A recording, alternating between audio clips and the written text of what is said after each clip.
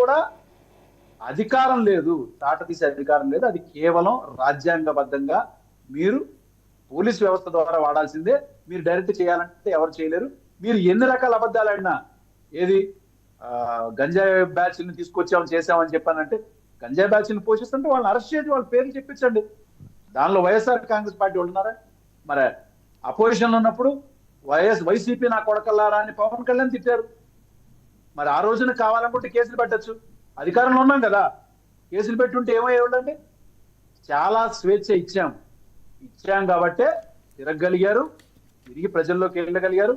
అది ప్రజలు తీసుకున్న నిర్ణయం అనేది చాలా స్పష్టంగా నిర్ణయం. కానీ ఎక్కడా కూడా వీళ్ళ మీద ప్రజలకి ఇంత కూడా వీళ్ళ పాలన మీద నమ్మకం లేదండి. ఉండుంటే వీళ్ళు ధైర్యంగా ఒక్కొక్కళ్ళు ఒంటరిగానే పోటీ చేసేవాళ్ళు. అది లేకే, వాళ్ళ బలం లేకే పవన్ కళ్యాణ్ గారు కానీ, ఇటు చంద్రబాబు నాయుడు గారు కానీ, బీజేపీ కేంద్రంలో ఉన్న బీజేపీని వెళ్ళి కాళ్ళు పట్టుకుని, అయ్యా మీరు లేకపోతే జగన్మోహన్ రెడ్డి గారికి ఉన్నటువంటి ఫాలోయింగ్, ఆయన ఏదైతే మేనిఫెస్టో చెప్పింది దాని ప్రకారంగా అమలు పరిచారో, అది కాకుండా ఇంకా 22 హామీలు ఎక్స్ట్రా చేశారో, నరేంద్ర గారు తట్టుకోవడం కష్టం. ఇప్పుడు కూడా జగన్మోహన్ రెడ్డి గారిని జగన్మోహన్ రెడ్డి గారిని ఎదుర్కొనే సత్తా ఇప్పుడు చంద్రబాబు నాయుడు గారికో పవన్ కళ్యాణ్ గారికో లేదా?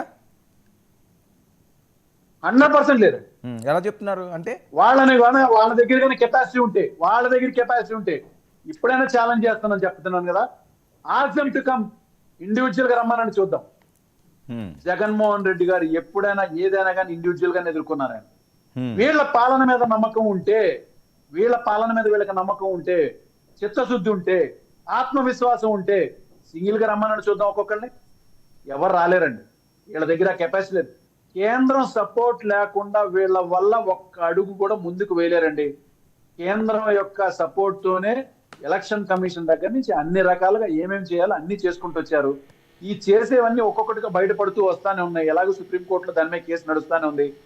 ఈ రోజుకి ఎందుకు భరిస్తాను చెప్పండి. ఇప్పుడు వాళ్ళు అంటున్నారు కదా ఇందాక, మమ్మల్ని తాట తీస్తామంటే మేము ఊరుకుంటామంటే, మేమైనా ఖాళీ కూర్చున్నావా? మేమైనా గర్భం కూర్చున్నావా?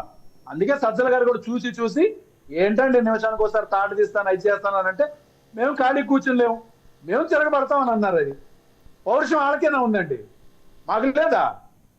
చూసాము, సంవత్సర కాలం దాటిపోయింది. ప్రతిరోజు ఇదే మాట, ఇదే పదం చెప్తుంటే ఎన్ని రోజులు ఊరుకుంటాం?